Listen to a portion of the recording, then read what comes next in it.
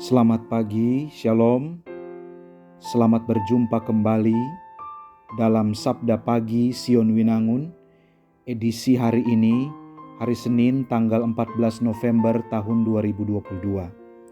Sebelum kita melaksanakan pekerjaan, tanggung jawab, pengabdian bahkan pelayanan kita, marilah kita mendengarkan sabda Tuhan yang akan memandu kehidupan kita di sepanjang hari ini dan memberikan kekuatan kepada kita semua.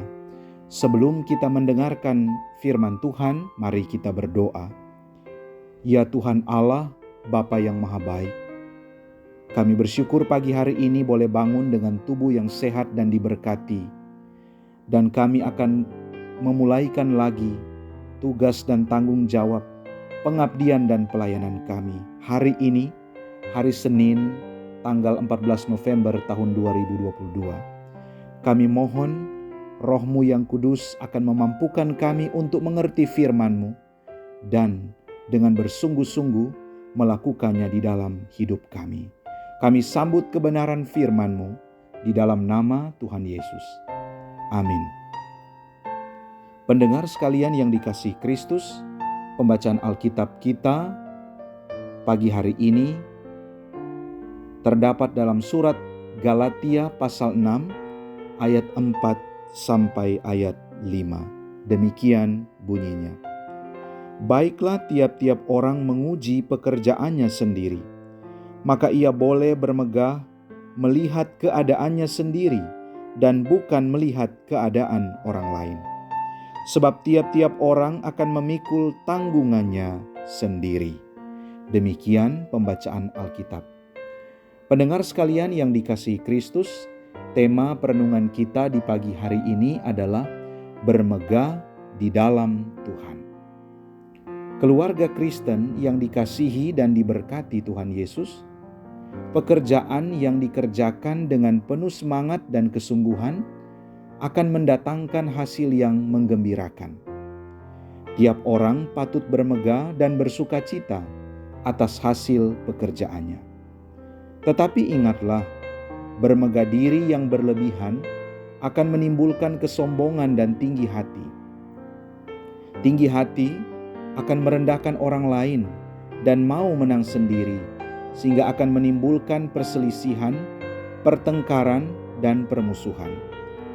Adalah mudah untuk menghakimi, mencari kesalahan dan kekurangan orang lain, tetapi sulit untuk menerima saran, kritikan, teguran, atau koreksi.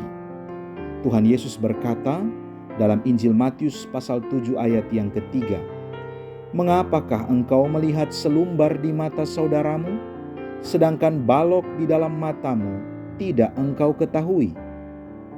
Pendengar sekalian, orang Kristen akan selalu menguji diri sendiri terlebih dahulu sebelum melihat keberadaan orang lain.